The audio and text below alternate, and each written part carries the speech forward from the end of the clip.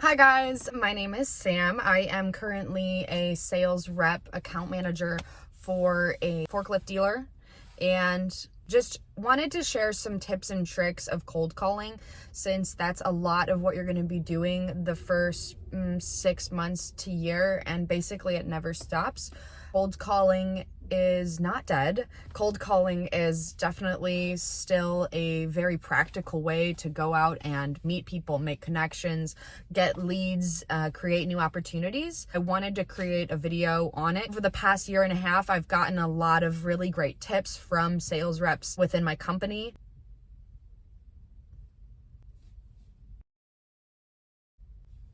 I have tested out a lot of different tactics. I've tried what works, what doesn't work. I've tried really aggressive ways of going and cold calling and more relaxed, chill ways. When you start cold calling, first thing you're gonna need to know is, what are you looking for? What types of buildings are you looking for? Typically for me, I look a lot for, do they have a forklift outside? Dock doors, docks lined up on the outside. It's typically a sign they have a warehouse and they're moving stuff around.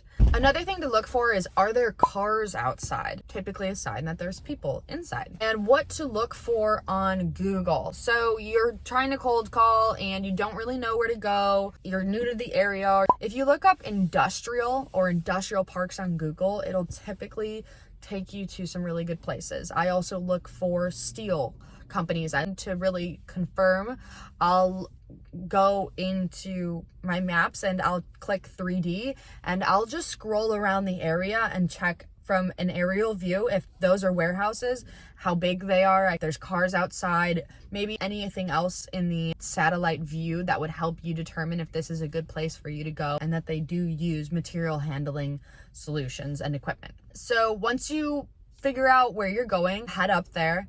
You're going to make cold calls pretty much for the rest of the morning or the rest of the day, or however long that you set the time aside to go ahead and do that. So you have where are you going, which is number one, most important. And then plan of attack. So you are here and you're about to walk in. What is your plan of attack? Is there a gatekeeper, an iPad?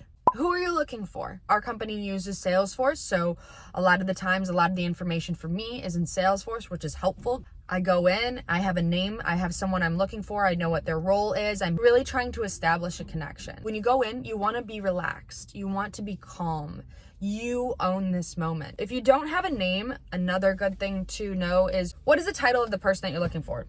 In material handling, a lot of the time, I'm looking for the operations manager. I'm looking for plant manager, maintenance, shop, warehouse, VP of operations. All of these are going to be people that you want to talk to.